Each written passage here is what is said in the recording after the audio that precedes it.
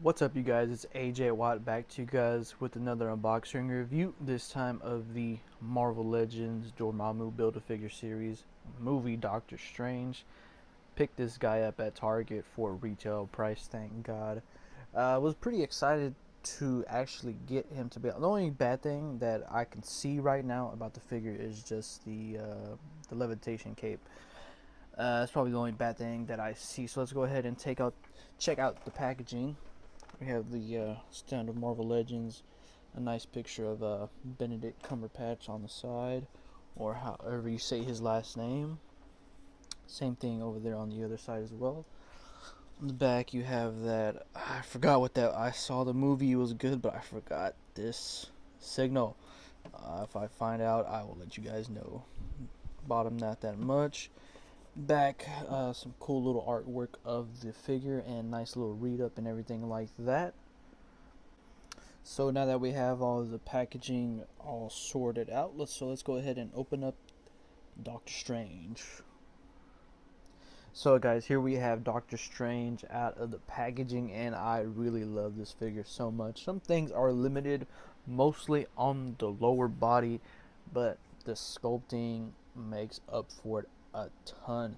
As you can see, he comes with one of his effects for the movie. I really don't know what that effect is. I forgot the names of them, and if you know me personally, I'm not really into comic books, just action figures. I mean, I know a little bit about comic books, but not up to par with other comic book people, to be honest. So yeah, I really love this figure though. It's gonna look good in my collection, to be honest. I'll probably put him like in the very front because the head sculpt and the detailing and sculpting is amazing. Some of the paint applications are okay, could have been better, but I mean, it's up to your Marvel Legends standards, to be honest.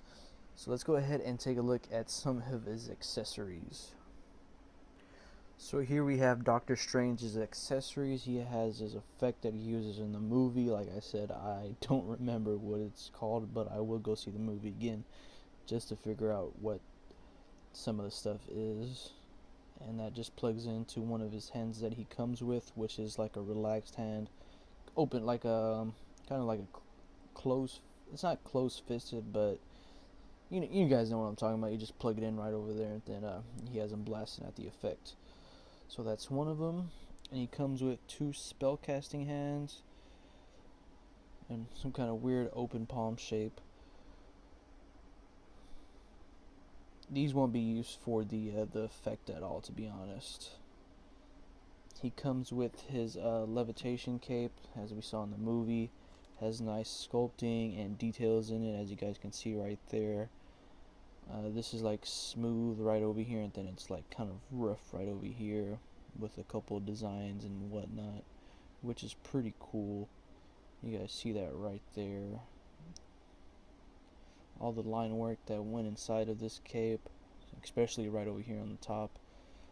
My only problem is this piece right over here, which limits some articulation when you're trying to pose them around. So that's really sucky, but it is what it is.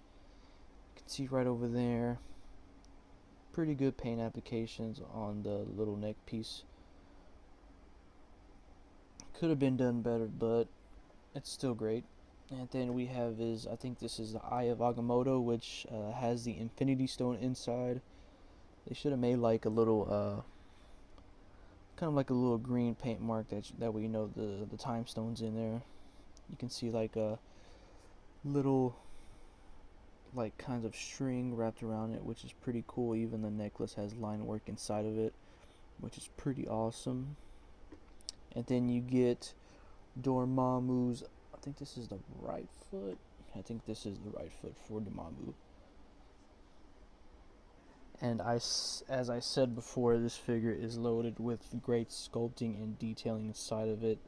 Head sculpt is like Benedict Cumberbatch all the way. I like how they did the paints with the kind of gray and kind of like the brown color, which is so awesome, just like the movie. Nice little cool goatee going on, eyebrows on fleek and stuff like that, which is awesome. Then you can see the sculpting on the figure as well. This is so awesome. It's nothing plain or anything like that, which makes this even cooler. Great detailing, all the wrinkles and things like that. Kind of rope around his wrists. Nice little robe that he has, or half robe. Decent paint applications, but better sculpting if anything. Back of the figure has more cool sculpting inside of it, and then the legs, which is pretty good. Boots are looking pretty good. Little straps right there, really nice touch. But yeah, man, the one thing that knocks it off the park is the head sculpt. To be honest, it could be a little bit better, but I mean, to me, it's fantastic. I like what they did with the hair, with it going to the side, with a little dip right over there. It's so awesome. And the articulation is great on this guy too. Only thing that's limited is just the lower body. So let's get into the articulation now. Alright, so for articulation, for the head, you can make it look up just a little bit and then more down, to be honest. You can look left and right. Not really much of a pivot, to be honest. His arms move forward and back, as well as all the way straight like an eagle. Has double jointed elbows, which is pretty good. Has a bicep swivel. Has a rotation at the hand, as well as a hinge that goes down and up. He has a I don't know what to call this, to be honest. Let's just say a diaphragm joint for now. If anything, has like a little ball peg right over here that moves forward pretty okay, but more back. And I like how they did the sculpting in there too, so it won't be any gapping or anything like that, which is awesome. Yeah, it's just we'll just say call it a ball joint right there, and you can go tilt side to side, as well as rotate 360. So yeah, and for his legs are limited because of the skirt that it has, so he can kick forward about that much, not that much back, to be honest. He has a thigh swivel, which is pretty good. Double jointed knees, but they look pretty weird when you have them, as you guys can see that right there. Has a calf rotation, or boot rotation, should I say. As for the boots, they hinge down and up, and he has ankle pivot, which, yeah, this guy's loaded with articulation, but that skirt just ruins it. But it is a fantastic figure in my opinion. So if you want to put the Eye of Agamotto and the Cloak of Levitation, or the Cape of Levitation, so you just put that right there, skadoosh, and badoosh, like that right there.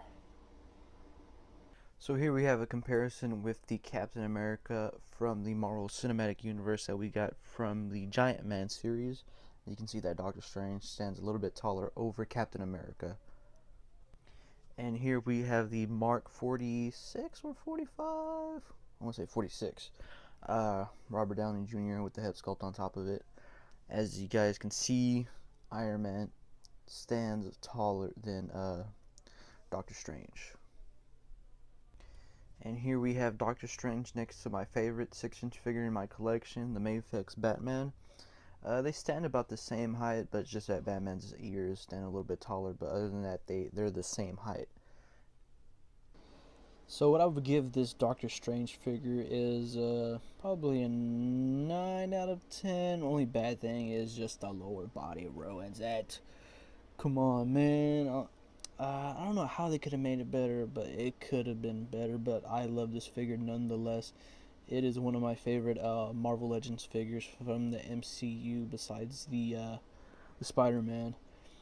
Hopefully we get a better Captain America in the future, a little bit more screen accurate, not so scrawny and things like that. But I love this figure. I recommend it highly. Anyways, guys, thanks for watching. If you guys like my reviews, go ahead and thumbs them up. If you don't, thumbs them down. I don't really care. And if you guys want to follow me on social media, just follow me on Instagram, AJ Watt Reviews. Anyways, guys, thanks for watching. Or should I say, once again, thanks for watching, and you guys have a great week.